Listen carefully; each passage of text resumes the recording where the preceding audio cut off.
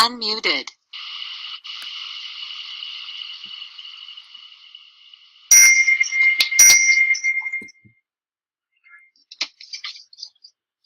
Coach, I think you can go ahead and start whenever you're ready.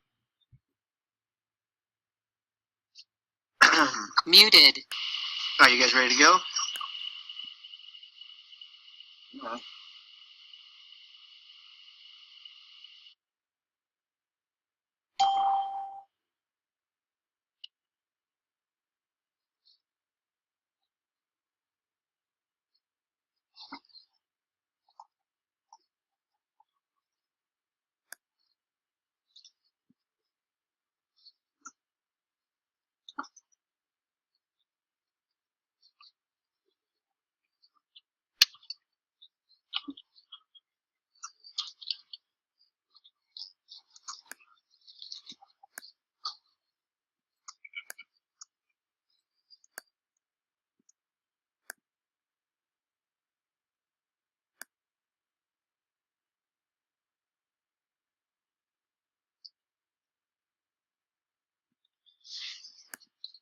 All right, Ryan, you think I should just get started?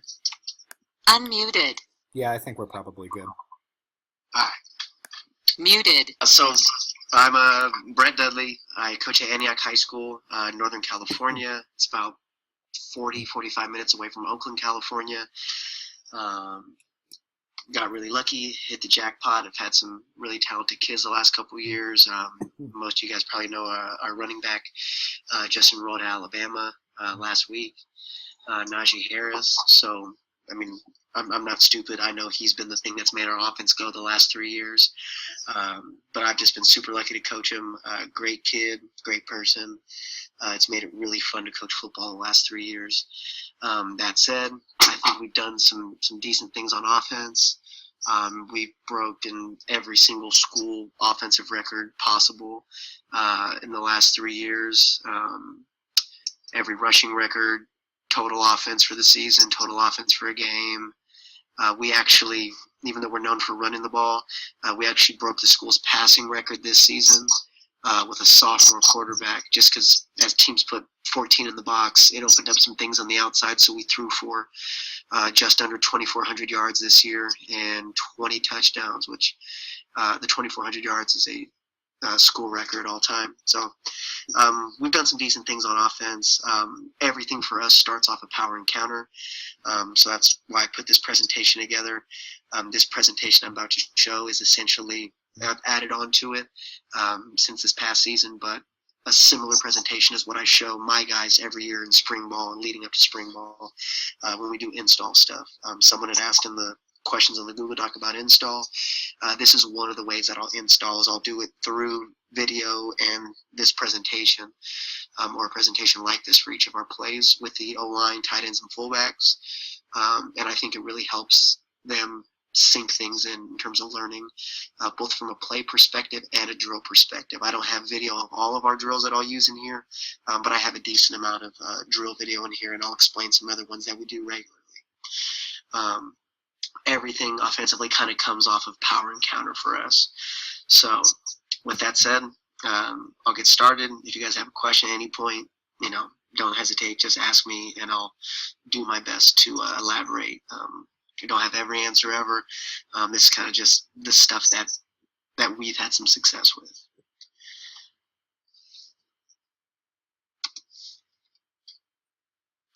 So what I'm going to go over today, our basic two-back power. That's, the biggest part of our offense is a true two-back power, down blocks, kick out, full of guy to wrap. I'll go over our one-back power variation and then some different blocking tags we'll use on the end just to present some different looks to the defense and try and confuse them a little bit. After that, we'll go into counter and the variations we'll do with counter, both with ball carrier differentiations. So we'll run it with our tailback, we'll do it with a wide receiver or a wing, and we'll run a little bit of counter with our quarterback. And then we can kind of, once we teach the blocking tags for power, we just recycle the same terminology for counter. And it's just that each tag applies to a different way of what we do with our end man on the line of scrimmage. So super simple blocking rules. It's stuff that you guys have all seen before. Play side, our rule is DDB, down or double to backer. So across the front from our center all the way over to our tight end, and we've even done some stuff with two tight ends side by side each other. Everyone's rule is to down block or double to backer. And a down block for me is a defender in a position to take the inside gap. So from inside shoulder to the gap to the outside shoulder to head up of the person inside of you, all that stuff will count as a down block for us. I used to get really super crazy specific with, well, it was from this shade to this shade, and a lot of this stuff has just been me over the last few years, just condensing, and boiling things down. And it's just basically we tell our kids, look inside you. If you have someone you can press down, you're down blocking them. If you don't have someone inside of you, then you would have to, pretty much by definition of any sort of football defense, have somebody head up on you or on your outside shoulder in your outside gap. In that case, we will double team that defender to the backer. So if you don't have a down block, you're going to help on the defender over you, help with the double team there, but your eyes still stay inside to backer. And I'll go a little bit more into that later on when I show some footage of it. But one thing we do that's a little bit unique is we won't change our combo ever. I used to spend a lot of time teaching double teams, and we had a fill and we had a scrape call. The fill call was working the double team, so I'll just use the guard tackle double team in a 3-tech example. It's the most common. Our guard on a fill, he'd be chipping, helping with that 3-tech, and then he'd slide inside because the backer's filling inside of him an A-gap. And then we'd work a scrape look where the backside backer is getting over the top of the double team, and now the guard was trying to take over, get two hands on the 3-tech, use his hips to knock the tackle off so the tackle could get the backer on the other side of the double team and chasing him. And it was just more drill work and another look to practice. And we really didn't see it a whole lot. And I found a better answer for us of what we can do. So I'll go over that a little bit later. And then on the backside, in both these schemes, we're always going to have a backside guard pull of some kind. So power, obviously, we pull up to backer. I'm a big skip pull fan, so we skip pull it. On counter, our guard is always a kick out guy, so we will just open step pull to kick or log an end. Then our backside tackle, he's a B gap hinge player, so he just gets top B gap hinge from day one. That's one advantage for us. We don't run a lot of GT counter. It's predominantly GH or GY or GHNY, and that lets our tackle, essentially once he understands power, he understands counter. When it's to me, I down block. When it's away from me, I B gap hinge. And if it gets really, really easy for our kids at tackle, and I've gotten away with playing some kids that literally can't move at all at tackle because all they have to do is down block and all they have to do is B gap hinge. And I just, don't call a lot of stretch to their side to make it easy on them. A slightly interesting thing we'll do with the center is our center is always blocking back no matter what. I've seen some teams that'll lock him on a nose tackle. I don't like that. I'm not big on a lot of man-to-man blocks. There's some times we'll use it, but I try to give our guys angles as much as I possibly can. So he's always going to block back. Tackle can step in, and our center will block back as far as a 3-tech. So our tackle might step in and punch and give him a little bit of help. But once our tackle sees or feels the center coming over, he's going to continue to get a little depth and open up so he can take the DN, so the DN doesn't chase it down. Any sort of goal line look where we got a guy in A gap and B gap backside, center blocks back, tackle will just stay home and inside, and he won't hinge it open. Mentioned backside guard skip pulling on power. Our fullback, has the traditional banana to kick it. We play our fullback up in a sniffer position. He is not a real running back for us. It's a blocker. It's a blocking back. The trade-off for us is we're going to run the heck out of the ball. It's going to be the best blocker we have there, or best blocker we can try to put there, and then we'll get him involved out of the backfield in the play action game. Backside guard skip pull, like I said, counter, backside guard kicks or logs, and like I said, we prefer GH, GY, or both as the main wrappers. Only time we do any GT wrapping is if we're in 10 or 11 and we want to spread it out a little bit and run some Q counter. That's where we'll GT it. But 90 99% of the counters we've run the last 3 years have been GH, GY, or both. So again, nothing fancy. Down blocks play side. In this case, against an even front, we'll usually end up with that, double team on the 3-tech. So our right guard here, he's going to step with his left foot on the first step. Second step, bring the right foot through this defender's crotch, punch in, but his eyes stay turned inside. When we work this drill, I physically I try to get them to turn their eyes, and he's just staring for this backer on a run through here. Technically, I guess this backer could walk up towards the gap, but usually, 99 times out of 100, it's going to end up being this backer that's flowing here when he sees guard pull, so he keeps his eyes on him. Our answer that we'll go to if this guy here is getting over the top of the double team is for the running back to just cut that in right behind here, and there's no one playing this A gap. Full back up in the sniffer position, doing the banana. Tight ends working vertically. He has no down block here at the first level, so he'll try and get vertical to the second level. I really don't get too crazy with assigning super specific defenders. I'm more so big on color for our pullers. We write a guard is going to open up, skip pull, get through, and he's going to find the first hole, and he's taught get downhill, and the linebacker's either in your face or get your eyes inside. In a perfect world, tight end gets down to here. He comes around. This backer has redded, come into the box. We pick him up right here. But we see a good amount of this linebacker coming off the edge, in which case there's plenty of times on power and counter we don't even touch him because he's too wide to make a play and we're up inside. Odd front, it changes slightly. We'll get down blocks or maybe a quick little double team here with the center and guard. We usually get this tight end tackle double team here.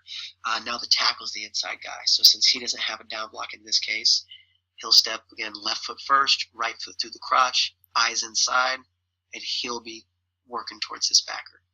Tight end has a down block, so tight end will stay on it, keep pressing it down, keep pressing it down, keep pressing it down. We'll kick, we'll wrap. Again, pullers, I'm big on first open hole you see, get downhill so we have a little momentum into it. Pick up the first color. Again, if he's not in your face when you're coming through the line of scrimmage, then get your eyes inside is our general rule.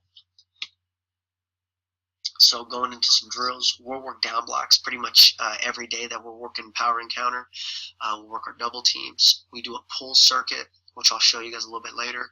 And then I'm big on this part right here, this drill progression and varying. So when I'm doing drills, we're working a down block, a base block, whatever kind of block, I'll use what I call steps, which is one step at a time. I'll do what I call a 2-step tempo, where we'll take our first step, I will freeze them, I check their pad level, their hand placement, their step, and then I will yell another count for them, and that is when they will finish the block from there. So they will bring the second step, bring their hips, hands, punch, and continue to run their feet.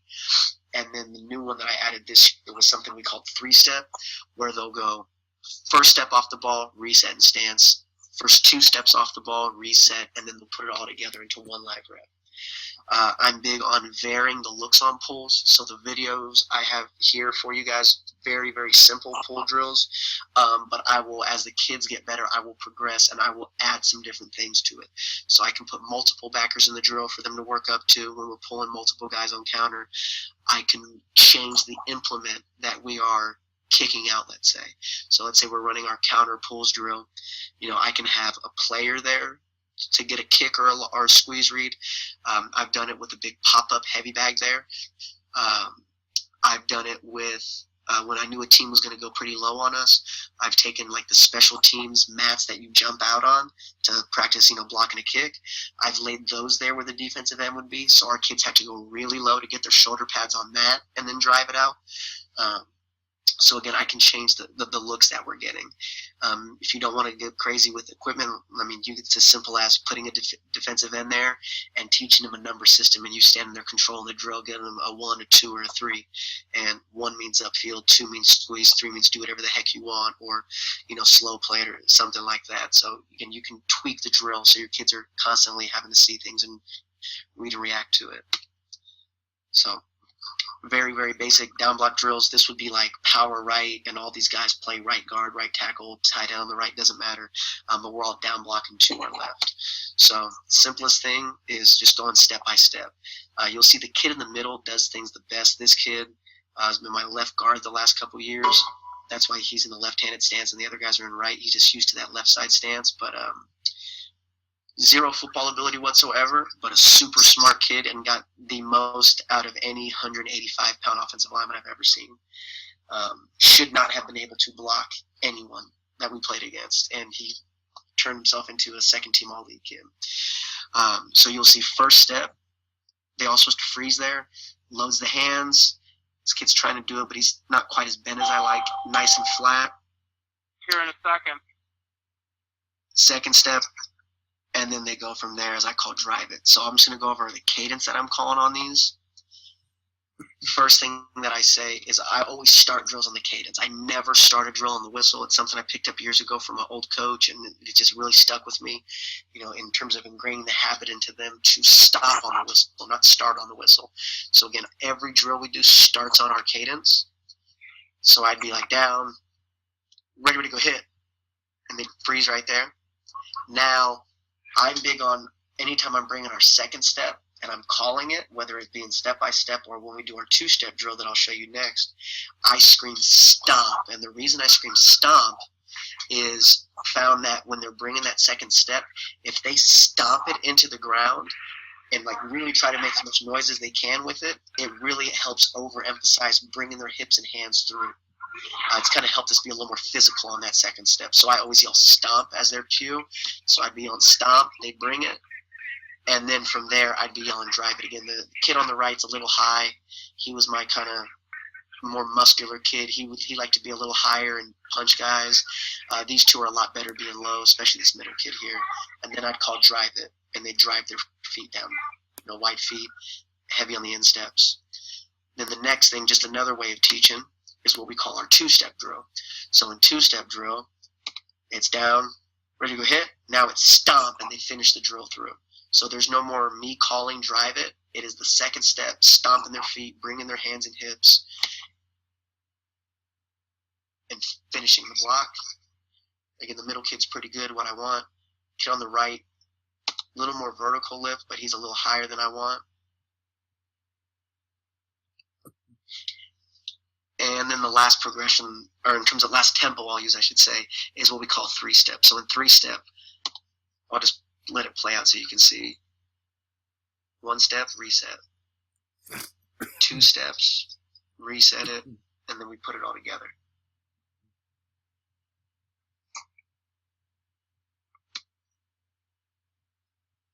And then the most advanced skill set, it's just like teaching, would be to put it all together and do a live rep of it. This kid in the middle, you see him drop his head a little bit. Totally okay with that. And that sounds different than what most online coaches would teach. But again, I understand this kid has played 2 years of varsity football starting at about 185 pounds as a junior, and he was probably a nice 190, maybe 195 as a senior. And he went up against a couple guys that have offers to legitimate Pac-12 schools. So the 190-pound kid going up against a 250-pound kid, he's got to do some things that not everybody would teach just from a physics standpoint. I think one of the things that I have going for me in terms of advantage and having not the biggest O-line ever, I played O-line at 5'7", 185 pounds. I'm not a big human being, so I know what it's like to try to, move and block someone that's so much bigger than you. So I let my guys go super low. I would rather them falling on their face out of control, being too low, than to try to stand up and block with their chest up. It doesn't work for a small kid like that. So now going on to our double team. This was my left guard, left tackle this year. So this would be working double team in a 3-tech. And the left guard, again, he's responsible to seal this A gap off. So he'd be working for backside backer here. So this first example, again, very early teaching it, spring ball, beginning of summer, no backer. Focused on taking the right steps, good strike. So they're both going to step with their right foot. Step with the right, teach the left tackle, he doesn't even care that this double team is happening. He is thinking, I am down block, and I am down block, and I am down block, and I have color in my gap. Left guard is going to step vertically with his right foot, which lets him bring his second step, that contact step, aiming through his crotch with the left foot. I always grew up, when I played, we taught double teams, or we were coached to do double teams. He'd step with his left foot, he'd step with his right foot, meet in the middle, hips together, blah, blah, blah.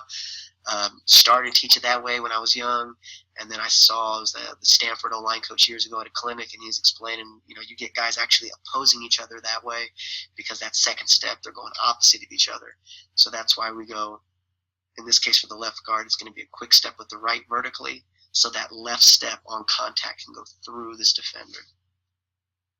1, 2, and his job, this guard, is to push vertically while he keeps his eyes inside. You'll see his head is slightly tilted this way. He's just looking inside the whole time. Left tackle, a little narrow with his feet, but he is just thinking, I am down blocking. Here's our right guard, right tackle doing it. Now, as we progress, get better. Here's our backside backer. Again, step with the left, step with the right vertically. Backer goes, I go.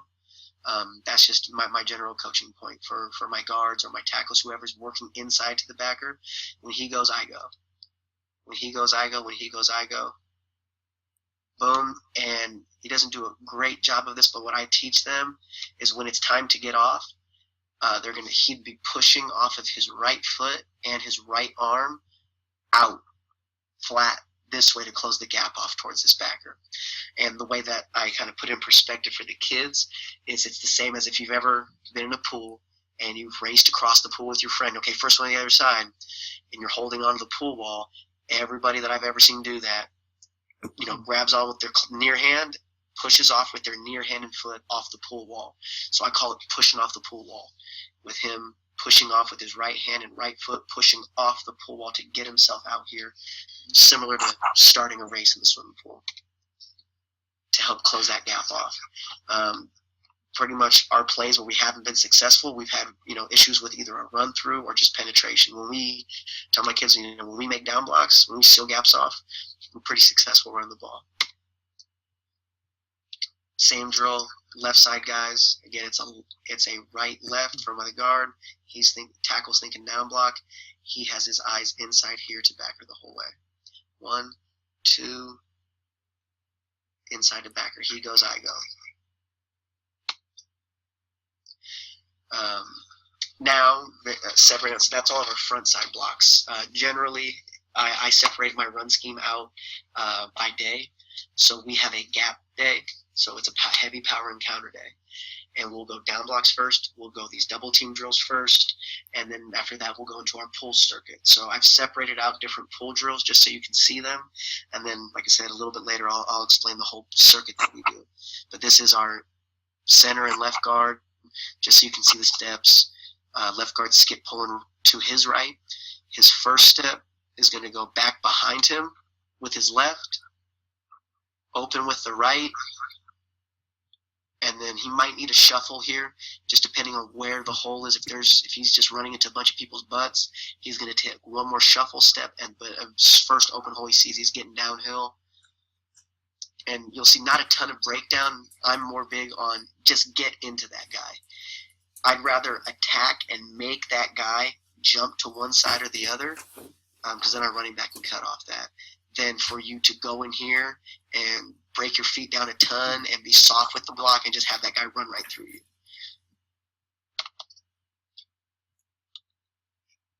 This is just adding in. So again, you're going to see power right, left guard skip up and through to backer, and you'll see our left tackle working the hinge. It's a hard step inside, take away B gap right now. You'll see him, he'll bring his right hand up and through. He feels pressure, he's pushing pressure, and then as he sees or feels this center, say it was a 3-tech here, as he feels him take that over, he'll waddle back more, take the end. Punch with the hand, waddle back. When we do our pulls drill, I won't actually have guys down blocking here. We will literally, that's just more for a visual for you guys. It is a line of centers, a line of guards, a line of tackles. They're all back here about 5 yards behind the rest. And I will literally, so they get used to getting around trash, I will literally just put like a pile of bags here. I'll put a couple agile bags or some hand shields. I'll just throw them on the ground right here. So they get used to getting around that garbage and then up and through. And then what that lets us do is the first part of practice, down blocks, double teams, we're working those play side blocks. Then we go into our pulls and we work all the backside blocks. Centers getting extra snaps in, blocking back. Guards skip pull. Tackles on their hinge. We'd have our fullbacks here because we do a lot of stuff together. Fullbacks would be here working their kick out, and then they just stay in a line. Guards rotate here. We put, the line of tackles. The last guy in the line comes out here and he plays this end, and we just rotate through in a cycle. Now going the other way, right guard skip pulling up to backer. Again, I kind of went quickly over the steps. Most of you have seen a skip pull before. It's back and behind with the outside foot. Open up. So back and behind. He did kind of a little hop step with his left, but it's back and behind, open with the left, get downhill. So now I'm going to go into some game clips of us running power. Just a few different clips. I put some good and a couple bad clips in here. So this was awesome. This was our first play of the game in the first playoff game our school won in like 30 years. But we went with an overloaded set. I put 2 tight ends side by side on this side, but it's just straight down blocks, wall of down blocks. Try to seal everything off. Kick out, pull up and through. And then even though they had everyone in the box, we were able to get a hat on a hat. This next one's a little bit better. This was from the next season. It's not the same game. It just happened to be that we played at their place again, and our uniforms didn't change. So this one has some things I'm going to show you where we screwed up a little bit. We still get down blocks. We still get a kick out. We still get a guy up on backer. The end zone's the best view. So they're in a 4-man front. They walk their outside backers up. It's a 4-4. Pretty tight one tech. Here, when we should be double teaming, don't get a lot of push. We push it down flat this way, which is okay, but I'd rather we push it a little bit more vertical so this guard could get up to this backer. Hate what our tight end does here. This is why I put this bad example in. He goes way too flat, so he should be taking an angle. When he knows he's not touching this guy, he feels this defender is outside of him. If he felt this defender was inside of him, he'd down block it, and our fullback would kick the stand-up guy. But again, he feels, and the game plan going in was we knew this guy would just play a tight shade. He should have been working more vertically. His rule is if I don't have a down block, I'm going to work inside. It's that next backer inside me. So he should have been working here to 11.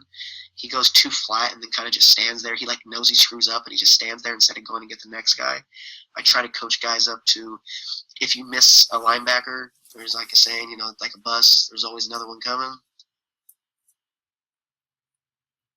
Fullback does a decent job to position his butt in the hole. So again, tight end goes way too flat. He should have been blocking 11 right now. Even if he screws up, he should have just kept going and blocked 24 here. Because we still get a kick by the fullback. Guard does a good job. He sees first open hole and just get downhill now. Gets downhill, gets pads on 11. Even though he went a little flat tight end here, we get wall of down blocks, kick pull. And I know Najee's a really good football player, but I think we would all take our starting running back against a free safety standing on the goal line. I mean, most high school running backs are scoring there. And this one now, a little bit different front. They put their D end inside of our tight end all game long. Walk this guy up off the edge. So now our tight end will have a down block. He'll take this. Fullback kicks the next guy. He comes upfield, so it's easy. Kind of just has to get contact on him, push him by. Guard does a pretty good job. Just picking up color right in the hole. And again, it's make the free safety miss inside the 5-yard line for a touchdown. Here's a 5-man front. Now our tackle on this side, we're coming here to the bottom of the screen. He doesn't have a down block, so now these two get their double team tight end tackle. And this right tackle, he has eyes inside for backer. So step, push. Tight end does a good job, good pad level. Push it down. Right tackle sees backer start to go, so he goes, just seals the gap off, absorbs it, easy kick out for the fullback. Guard gets up on a guy, get downhill, 10 yards. This just add a little window dressing. This was actually a game we had pretty much all backups in on this play, but they did a pretty good job. They executed.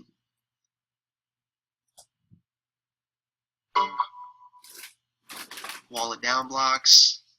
Their DN cuts our fullback for some reason. Guard does a good job to just get on the backer, get pads on them.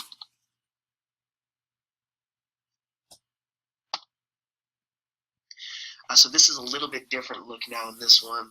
It's the first time I've shown you guys doing a tight end pull. So we pull our tight end from the backside a pretty good amount. So in this case, we will go, we don't do a ton of this with power. We'll do more so with counter, which is coming up. But we technically, just a blocking tag for us, we can add a tight end pull to any play we run. So this year I did a decent amount of this. We did some twins, get the backer walked out, fullback kick, and we pull the tight end just to get an extra hat. We go wall it down blocks. Fullback soft with the block, but he gets his butt in the hole, which is smart. Guard picks up a backer, tight end picks up a backer, running back gets downhill. So that's just a different look. I haven't seen a lot of other schools pull their tight end from the backside. But it's been a good wrinkle for us the last 3 years. Now we're getting into what was our best play to our running back this year, which is, some people call it one back power. We call it power base because for us it isn't always a one back play. So a lot of people just refer to it as one back power, but it's using your tight end as the kick out instead of your fullback. So our tight end's rule when we're doing this is he's going to base block anything that is head up or outside of him. And we give him this option to wrong step it. So a wrong step for us is, instead of, a lot of people would teach a base block stepping with the play side foot, we let him wrong step it if he wants to, where he steps with his inside foot first, just to take away any chance for that DN to spike inside. So again, he has the option anytime he wants to take the step with the inside foot, take that gap away, then get his pads on and turn the defender out. We also, from a game planning perspective, will give that tight end the chance to, if he feels a DN is going to run with him on a reach block, we will let him just show reach action to get that DN to run with him to make that C gap bigger, basically. Our offensive tackle, play side tackles rule is he will down block or base block. So if he has a down block, someone's in B gap, he's down blocking. So pretty much even front down. If it's an odd front and he's got a defender head up or outside of him, he's going to base block them out. For the rest of the O-line, it stays the exact same. So center and play side guard are down blocking. Backside guard is still skipping up and through, and he's still following the same rule of first open hole I see, get downhill, backers in my face now or get my eyes inside. The reason that I don't call this one back power, the reason that we call it power base here, is because we do a lot of it in 21 personnel still. So our fullback in this, and this version of it here out of 21 was our best tailback play this year, by far, because it gave the defensive end a different look than always blocking down, and it let us get. We played against a couple really good linebackers. One kid's going Pac-12. One kid's going to go Mountain West. He might get a late Pac-12 offer on signing day, but we went against two stud linebackers this year. And this was our best play against them just because we got a fullback on them ASAP. And it was a different look than what they would normally see with all of our down block stuff. So getting pads on them now before they could get downhill ended up being good for us. It gave us kind of an ISO look on the play side by getting a fullback up to him right now. So I drew most of these things up out of our 21 personnel. But again, if this H was out here and we're in tight end trips and he's a receiver, backer would be walked out over him, so we get a similar look. But again, tight end follows his rule of base block. All the rest of the O-line following their normal power rules. Tackle has a down block, so he's down blocking it. So in this example, 4-man front, we're going to hit this up here through C gap. That's our bubble. We go against an odd front. Tackle has a base block now because this guy's head up. He'll base it out. He'll base it out.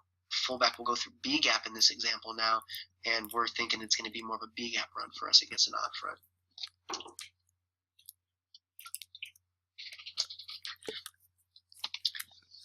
So here, double tight set. We just add a little jet motion, move the backers a little bit. Tight end starts a great block on this side. We're running it down here towards number 10. Starts a really good block, gets a little lazy towards the end of it and lets the DN kind of fold back inside. But you'll see right side of the O-line down blocks. Instead of having a fullback do it because we're in double tight, he just takes that base block himself. So we can see already C gap's getting huge. One backer in the hole. Backside guard gets up and through, gets pads on him. Running back gets downhill. Good football play. Here's an example. Same formation, no jet motion, and I'll pull the backside tight end as well. For the O-line and against this four-man front, except for the tight end, on this side, nothing's changed. It is play side down blocks. Tight end does a good job to get inside here, then work to dig them out. And we pull two guys up and through. This is just real kind of bad vision. This was actually one of our fullbacks that we were let playing running back towards the end of the game. He should have just got downhill here. I don't know why he tries to slice that back. I get asked this a lot by guys because we will pull two up and through. So it doesn't matter to me if it's guard tight end on power or if it's fullback tight end we're running counter. When we have two wrappers, two lead pullers, they don't do a great job here because it looks like they crisscross a bit. But what we got better at over time in terms of teaching was if you start off whatever the left to right relationship you start off with, enter the line of scrimmage that same way, if that makes sense. So in this case, with our guard to the right of our tight end, when they're entering the line of scrimmage, we want them in that same relationship. It's a little easier when we do tight end fullback just because of the depth of the fullback being back here. But again, it's always trying to keep that relationship. So when we work our pulls drill, we don't let them crisscross at all when they're coming through the hole. If anything, we want them coming in just about side by side with each other. It just really helped with us picking up linebackers and not missing guys, not having guys come right off our inside hip. This team right here that we had a few years ago, we would tend to accidentally crisscross pullers, but we got better at teaching that, so they entered they re-entered the line of scrimmage, I should say, with the same relationship to one another.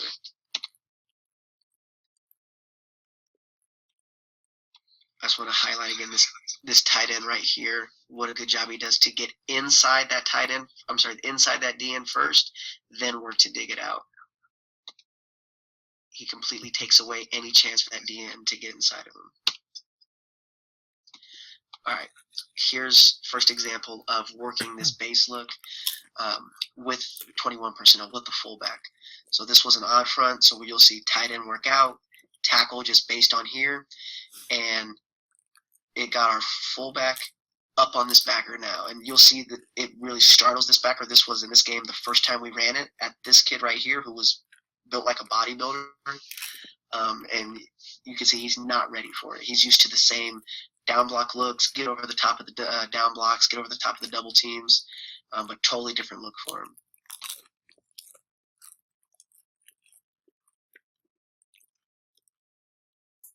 Like I said, this version of it was good for us. Like I said, it's good if you want to be in double tight or 11 personnel where you don't have a fullback in. Awesome. That was kind of why we first put it in, and it ended up being great for us out of 21 personnel this season. This is from a couple of years ago, but this season, because again we neutralized a couple really good linebackers, getting someone assigned to them ASAP where they couldn't get over the top of blocks, just putting pads on them now. And it also helped us against some good defensive ends we played where we could just try to widen them immediately at the snap and not give them the chance to squeeze it down block and get their hands on our tight end. So this was from this season. This linebacker right here has like 16 offers right now. Pretty much the entire Mountain West, all the Ivy League schools. Great kid, great football player. Not a punishing block by any means. It's our little sophomore fullback that we had this year. But he, against his four-man front, we get guard tackle double team here. Tight end does a little fancy. He tries to reach to influence this defensive end out, and it works. It widens him. And this fullback gets blasted a little bit by the backer, but it gets pads on him now. And I'm big on if we can just get a hat on a hat, our running backs can do the rest. So starting off the play, good movement on the double team by guard tackle. This guard is staring for this backer on the run through. Fullback gets blasted a little bit, but he just has to get pads on it. Guard gets up and through, kind of gets in the backer's way, and then running back does the rest. If you go back to the beginning, it's funny. Our tight end barely touches the DN. We had worked as a game plan where he could he had the option to show a reach look and widen out just to get that end with him. And it works. He works wide, wide, wide. Defensive end starts to go with him, and it was enough to expand the hole and pop it.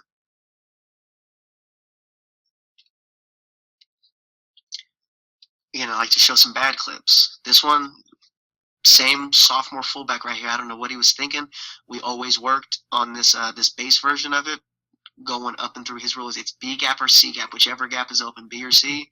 For some reason, he went all the way around our tight end here and doesn't block anyone. But he's a sophomore. He's going to screw up a little bit.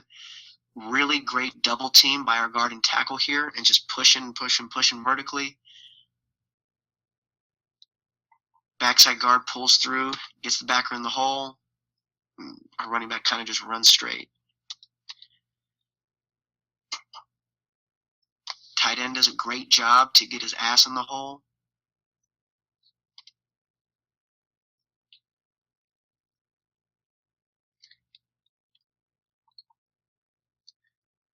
Another clip. This is that stud linebacker that we played against. This was Freedom High. They're one of the best teams in Northern California every year.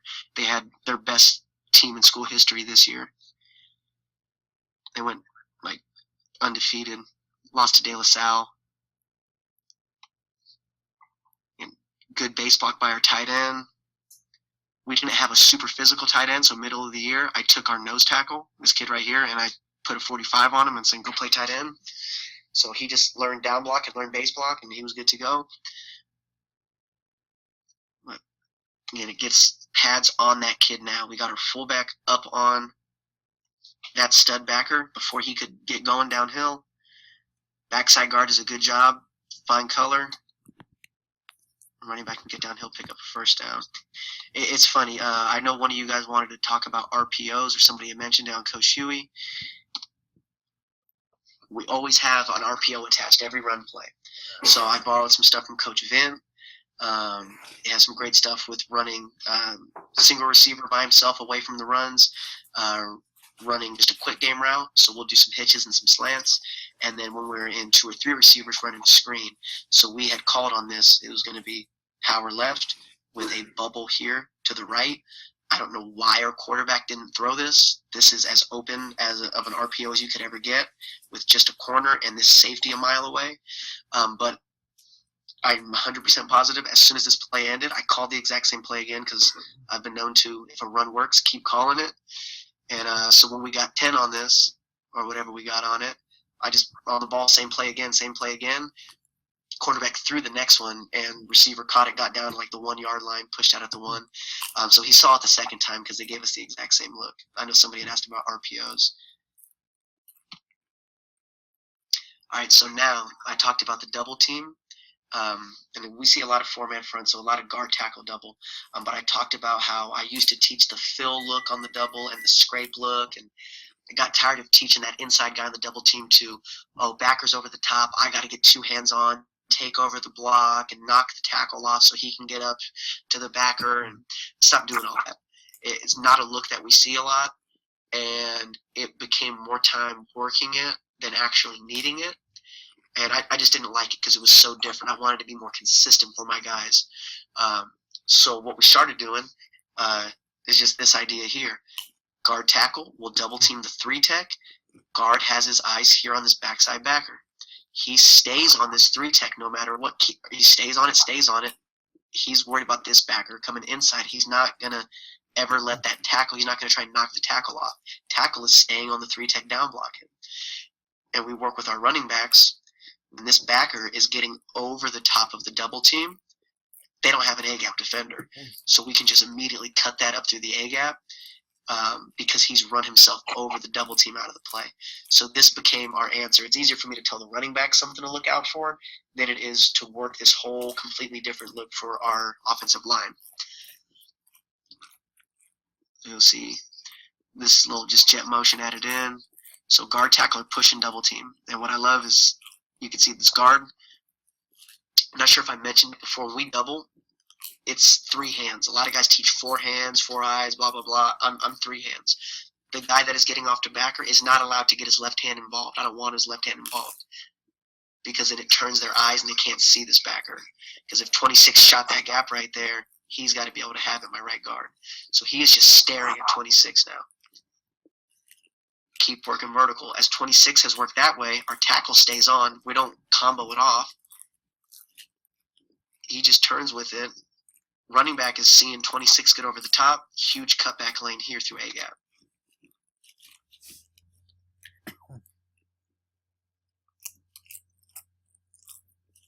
Najee slowly got chased down.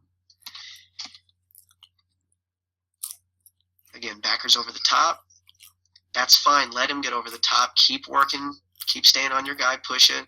Running back's got to find that hole.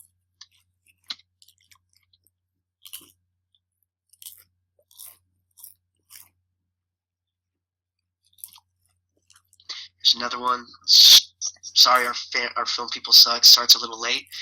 But you can see, so this is outside backer. This is play side inside backer. This kid right here is the backside inside linebacker. He is working all the way over the top of that double team. This is my guard tackle, getting a good push here on their 3-tech, but he is getting over the top. So again, running back is taught when he sees that, he can just pop that backside. So this was a huge touchdown in our semifinal game where we won, and Najee just pretty much ran straight from the snap, just straight. Because that backside backer kept getting over the top, made a couple plays, so he knew, all right, next time I can push this, boom, bang it backside, and they don't have an A-gap player.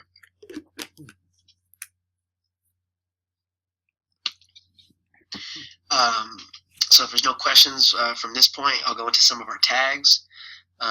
Don't do a crazy amount of this. It's just to give DNs a different look. So first one is an arc tag. Love arc against defensive ends and we'll do this with power and counter. Once we teach what arc means, we can do it with anybody against really good DNs. So this is our big rival, Pittsburgh. They've produced a ton of D1 kids. Pretty much every year they got a few. This team we were playing, we were super outmatched up front. This kid is at BYU right now. This kid is at UNLV right now. This kid is at Oklahoma. This kid was at Oregon State, but now he's at Marshall. Like, they're just loaded everywhere. But we were having a hard time with their DNs because 2 D1 DNs make your defense pretty damn good. But this kid right here, David was his name, one of the best readers at defensive end I've ever seen. So we used this against him. We would arc our tight end out and around him towards their force player, the safety here, to get him to widen to make our fullbacks kick out on him easier. The rest of the O-line stayed the same. Double the 3-tech, try to get some movement, push to Mike, guard up and through to play side backer to their Sam. But if we just down blocked, this DN would put our fullback on the ground. This arc is enough to widen him where our fullback actually has a chance to get a block here. Again, tight end widens. The defensive end, he walks out 2 steps because it looks like reach block. By the time he realizes fullback's coming at me, gives our fullback a chance to get pads on him. If we would have just ran regular power at him, again, he puts our fullback on the ground. Now going into counter. So with counter, play side down blocks, just like power. We just switch the guard and fullback's job. So guard becomes kicker log. Fullback and tight end can be pullers for us. Our general rule is we always pull the fullback if he's in. It's the only thing he knows is pull on counter. And then our tight ends, again, that's a signal that we can tell them for our tight end to pull, to lead block. In terms of mesh, when it's power, we just open up and give it. When it's counter, our quarterback, counter left here, our quarterback would open to the right, then full spin and give it here to the tailback.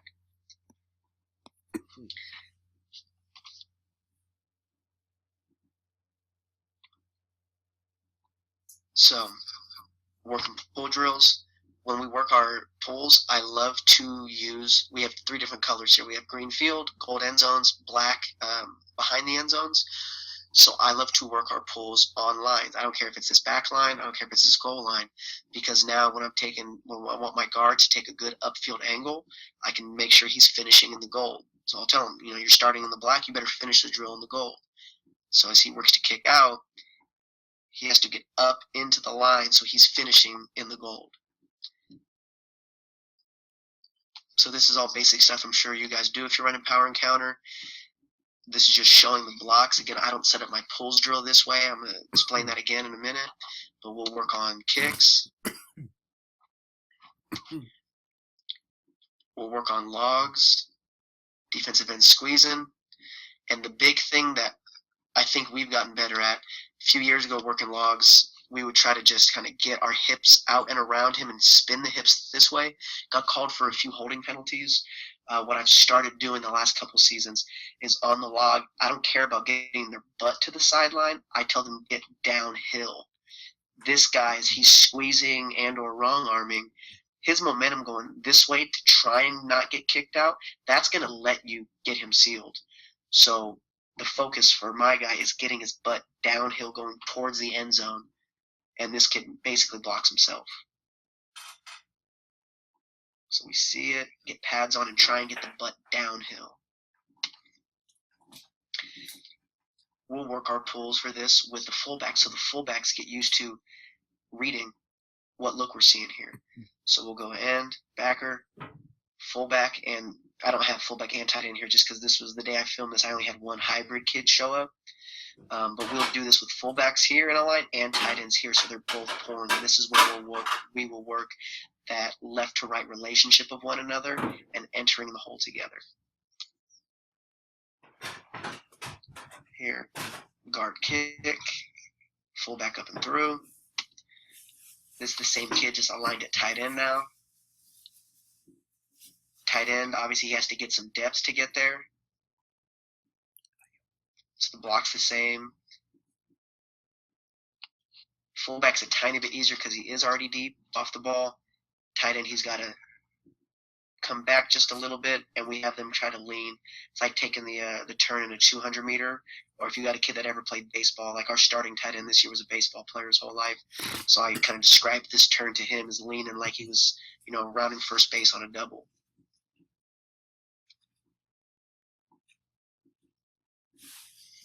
And we'll work this with kick looks. We'll work this with log looks. So these guys get used to chasing those guys. And the term that we use with a lot of our pull plays, and this comes in if I ever do our outside run stuff especially, is chasing asses. He is chasing that kid's ass. Because if that kid's ass is facing him, it tells our tight end or fullback to turn up. If it becomes a log, buck gets downhill and it starts to go away, chase his ass, and that tells you to get out and around it. So wherever his butt goes, that's where you should go. It's really easy to get high school boys to think about that because all they want to do is stare at girls' asses. So that's our pulling coaching point. Chase his ass, chase his ass, chase his ass. So this is actually what our pulls drill will look like.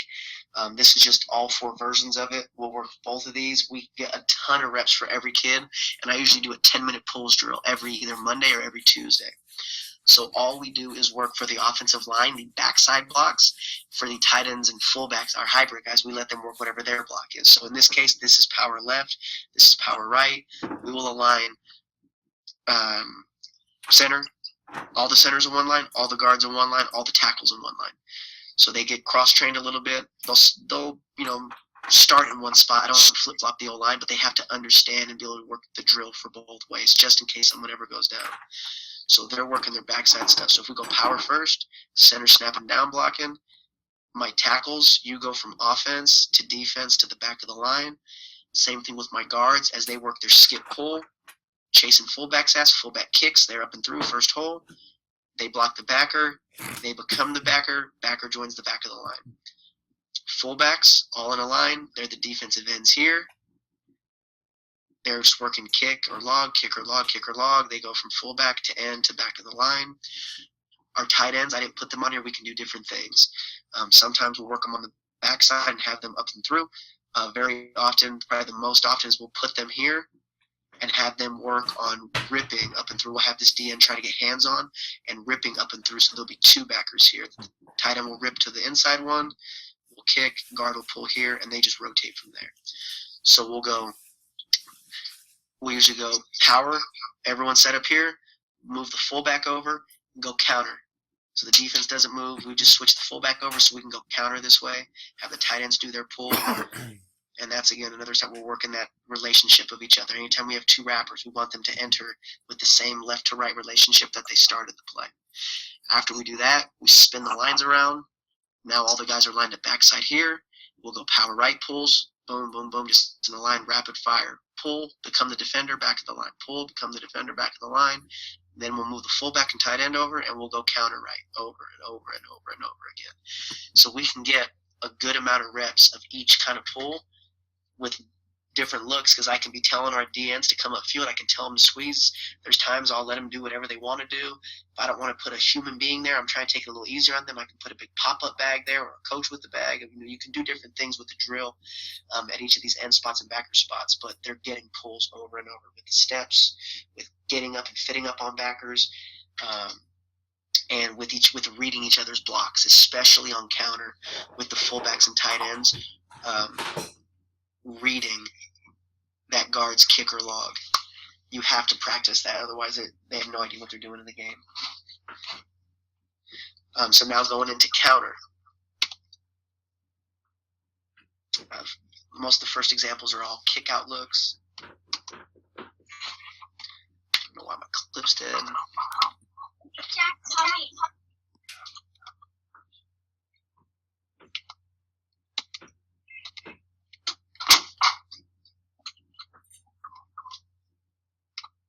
Sorry, I don't know why this first clip isn't loading. I was trying to get it for you. It's a good clip. All right, we'll go to the next one. So this one, double tight. Again, we can pull our backside tight anytime we want to. So we can start off in double tight and end up still running our regular counter. Pulling one to kick, pulling one to wrap. So wall of down blocks and double teams. Kick out from the guard. Backside tight end does a great job to just be violent through the hole. Running back gets downhill. That kid was a sophomore at the time. He was running back here.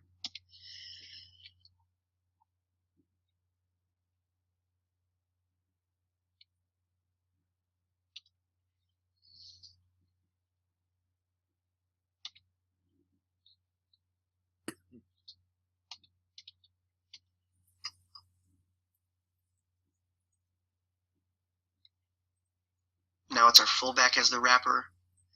Wall the down blocks. Guard does a great job to position his butt in the hole. You see him flip his hips there. Fullback gets downhill, picks up color. Running back runs hard. Again, I try to put not a ton of clips where Najee does Najee things. I'm showing some other running backs we've had. Here's the end zone of that one. It's funny, this tight end here. Great kid, hilarious, like probably one of the funniest kids I've ever coached. Not one of the best football players I've ever coached. Should have been taking a vertical angle to 11 here. Somehow 11 just goes right past him, and it's funny, as soon as the play's over, he knows he screws up and he taps himself out. So decent movement. I'm okay with some flat movement as long as we're pushing it. Guard does a good job, again, getting hips in the hole. This kid just backer blew right by him. So our fullback ends up taking him right away. Running back runs hard, and he's tapping himself out because he knows he screwed up.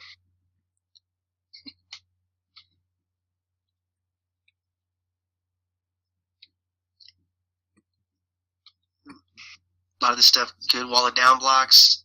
DN comes up field just enough to get a kick out, fullback up and through, running back gets downhill.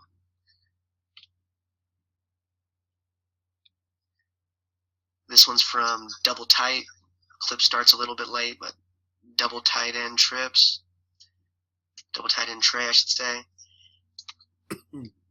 Good movement here on this double team.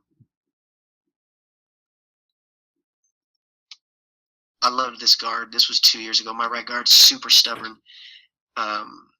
His nickname was the Fire Hydrant. Tiny little guard, decently athletic, but not a super strong kid, not a very big kid, but he was just stubborn as hell. He was going to get downhill into the line of scrimmage, get his head inside, and just put every bit of 185 pounds into you.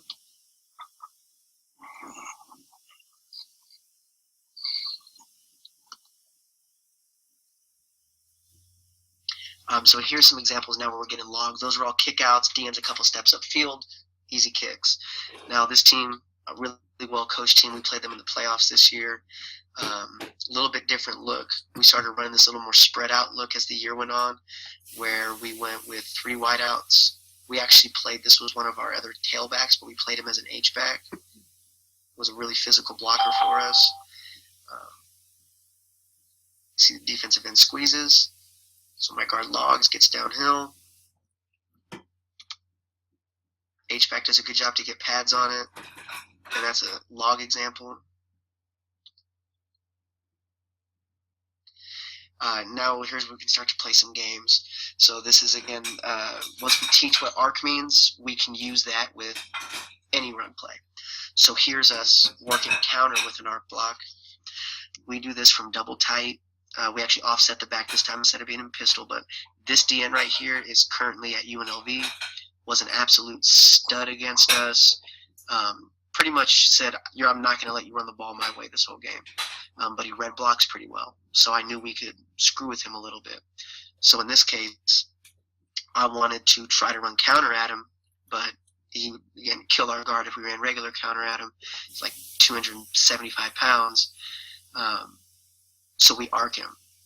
And this is like the best example ever of what an arc can do to a kid that's well coached. For the rest of the O-line, it is just counter. He's going to arc, and we had put on a crack block with our receiver here on this backer. So as he arcs, sorry it's a little wobbly, but the DN literally turns away trying to get hands on him. Turns completely around. By the time he realizes, oh crap, he's expanded 5 yards, opening the hole for us. Right as he's done that, the crack gets there. The tight end's arced out here on the corner.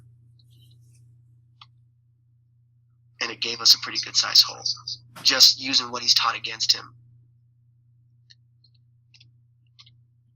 And I'm just going to let it play. You can see he literally opens up and runs, has his back to the ball. By the time he turns around, the guard's already getting engaged with him.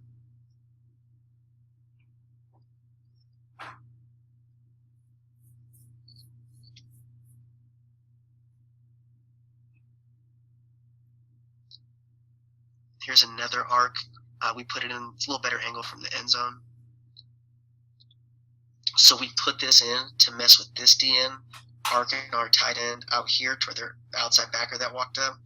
And the goal with arc is usually to use that to invite a DN out or up the field since he's not getting touched to make the kickouts easier.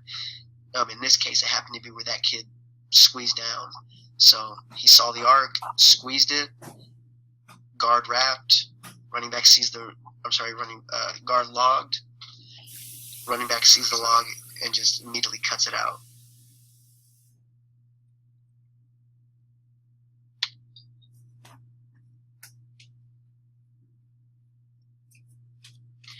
Here's another arc example. This team showed, this was a game planning deal. They love to be in this bear front when we were in 21 personnel. We knew coming in they'd be in it, so we worked it for this. They take their sandbacker, like old school bear, walk him up into C gap. He's got C gap, but he's also covering the tight end. So we plan to have the tight end block their real DN, let this Sam come free through C gap to get an easy kick out on him because we showed so much down block, we knew that he'd be thinking, all right, tight end's going to down block me. I got to get up in a C gap and get in through him. And I'm going to show you the only pancake in the high school history of my little 185, 190-pound left guard. Just because he lets himself get so far upfield. That was like the only pancake. I'm not joking. That's the only pancake of my left guard's career. Love the kid to death. Not a huge kid. But again, this kid here thinks he's making the play. He wants to get upfield. Awesome, easy to trap. So now we get into some other ball carriers. So this is our wide receiver and our wing counter. So first put this play in with us being in pistol. And even with our fullback in, it's 21 personnel, but it's really not 21 personnel because that's not a running back. It's a blocker. You don't have any misdirection, really. I mean, you run counter, but it's not true misdirection. So I first put this wing counter in 2 years ago, and it was literally a way to get this specific player right here the ball. He was a receiver of ours, but he was a physical receiver. He was actually a running back his whole life till he got to high school, and then he got moved to receiver. He was just good with the ball in his hand, so it became another way to get him touches and a way to add a little deception to the offense. So we messed around with motioning him in, aligning him in this wing set, and we'd run some stuff this way, having him lead block. We'd mess with a couple play action passes out of this condensed set. But this wing counter has become, over the last 2 years, the 2-year average, our best yards per carry play. We averaged 13 yards a carry on it 2 years ago. We averaged 11 yards a carry on it this past season. Stretch action in the backfield because we know a lot of guys are going to be keying back here because Najee's so good. But it's just counter for the O-line. Like the O-line doesn't know that Najee's not getting it or that he's getting it or whoever's getting it. They just know we're blocking counter to the left. We get wall it down blocks left side, backside guard pull, backside tight end pull.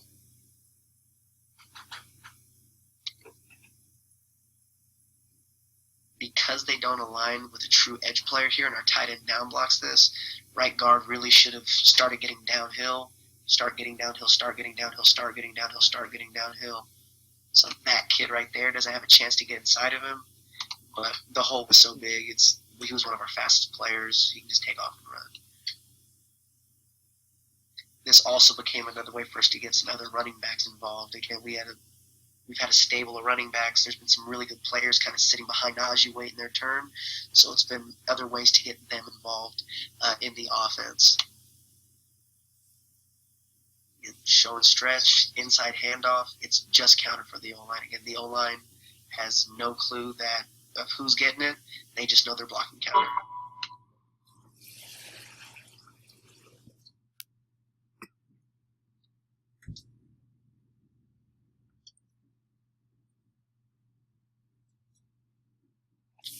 Really good job by their stubborn little right guard here to get his head inside this, get his hips in the hole, and make sure that we get this thing kicked out. Backside tight end does a good job to pick up backer in the hole.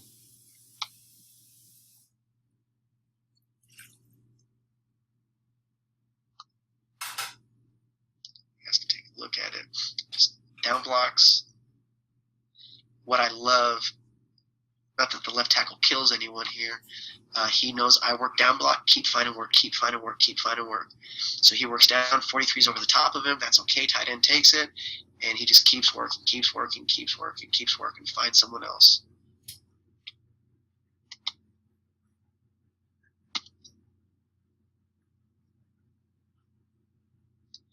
This one just went fancy with the motion. We motioned our tailback out to empty.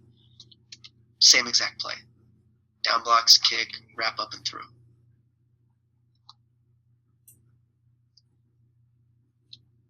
Ran the same play the next play against him.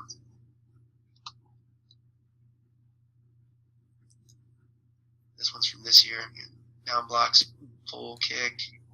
This is terrible read by this wing. He should have just gone downhill now. He probably scores a touchdown if he just cuts it up now. Because this kid's coming from so far away. He's got a kick out from his guard. Tight end coming right through. He probably scores if he just goes down now. But he wanted to try and beat him to the edge.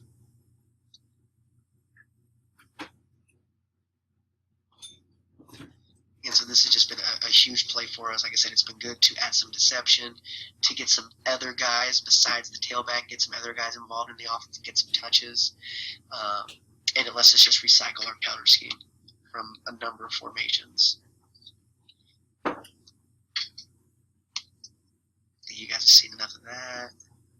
And then we'll do a little QB counter. So this QB counter is the only one where we'll do some GT. Just because I'm a big fan of doing your best to empty out the box a little bit. So we'll do it from 10, we'll do it from 11, where we don't have that tight end or fullback, let's say, on the backside in order to have the second puller. In this case, we'll offset the back fake away to block backside. It's been one of my favorite plays for years. We just, up until this past season, we haven't had a legit running quarterback. And we've had like a little 3-year dry spell on a legit running quarterbacks, but the kid that started for us last year as a sophomore, he can move a little bit. His older brother ran for about 1,000 yards for me 5 years ago, so he can run like his older brother could. Quick little fake, down blocks. Here's a log example from the guard. Gets his hips downhill. It's a great job. Tackle gets around it for the next guy. Quarterback runs hard.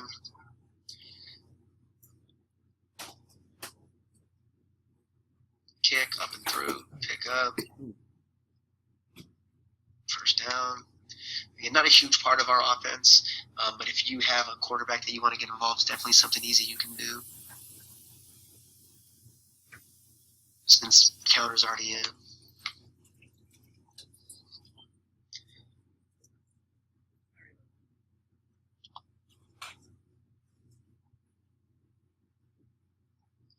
This one got a little fancy. Now I'm playing some games with an 11 Q counter, but I added this little arc from the tight end. So he arcs out and around. I mean, he just ends up grabbing onto him. I mean, the defensive end runs about 5 yards away. Helps open up a little hole, get a first down run. So it's been another decent look for us. So that's the end of that, guys. If there's any questions for me, awesome. Okay, here we go. Where do you teach your blockers to place their hands on those down blocks? So what our aiming point is, and it's going to sound kind of weird, is their hip. And we don't usually get the hip in the game, but I'm teaching them that as their aiming point and trying to urge them to get that low. Really, if we can get into the soft spot of a guy, perfect. Really try to get their face mask on their pads and then getting their hands underneath that more towards their gut and their hip. There'll be some times where we do get hands on a hip or shoulder pads on a hip. In terms of strike surface, I get asked a lot, are you a hands guy? Are you a shoulder guy? Are you a flipper guy? I work all of them. And I tell my kids, you do whatever you feel you can be most violent and aggressive with. So whatever that is. So some of my kids want to get their hands and face mask and just try and punch you guys as hard as they can that way. Some of my smaller guys generally like to do the flipper or kind of just lean that shoulder on a guy's hip or midsection and try to push it down that way. So again, it's whatever they feel they can be most violent with.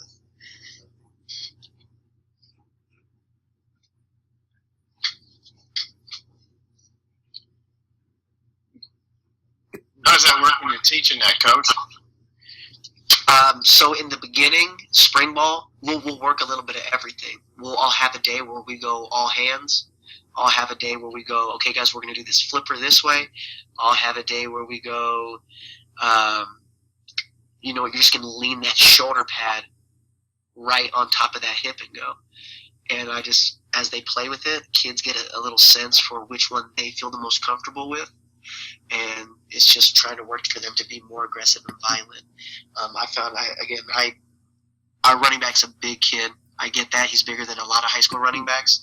However, most teams don't have their running back bigger than 4 out of 5 starting alignment. He was bigger than 4 out of 5 starters this year. He was bigger than 4 out of 5 starters last year. We are not a big team up front. So I want them to where they're not hesitating and a lot of hesitation comes from not understanding the assignments. I think we do a pretty good job to get the kids going on what their assignment's supposed to be, running some simple plays like gap schemes, down block, pull, so they don't have to think as much. They can really get off the ball and be aggressive, and then again, just urging them to whatever striking surface they want to use. If they want to be aggressive, just burying their face mask into a guy, go for it. If they want to bury, punch with their hands and run, awesome, go for it. If they want to be like a flipper shoulder guy, again, awesome, go for it. But it's whatever you are going to be aggressive with. I think it's better than when I would try to, all right, you have to be a hands guy, you have to do this. It doesn't always work. It also doesn't always work necessarily for every body type. Some of the taller, lankier guys I've coached struggle to be flipper shoulder guys. Just like some of the short, squatty kids I coach struggle to be great hands blockers per se. So whatever a kid feels comfortable with. Yeah, I've heard of people do that with defensive line skills, breaking up blocks and getting off blocks. I haven't really thought about doing the same thing on offense. Yeah, I mean, like I said, I want them to be comfortable. I, again, haven't been blessed with some great kids, some great skill kids, but up front, more so some smart football players that are willing to work hard and kind of maximize the most of their potential. So I just want them not holding anything back and getting every little bit. Like I said, that little left guard that started the last 2 years, I got more mileage out of that kid than I ever thought I would have got out of that kid when I met him his freshman year.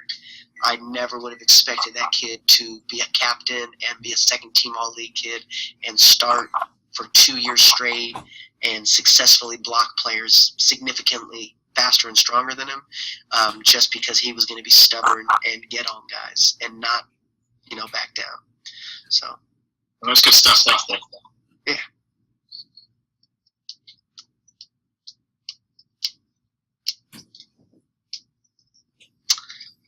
Any other questions or anything, guys?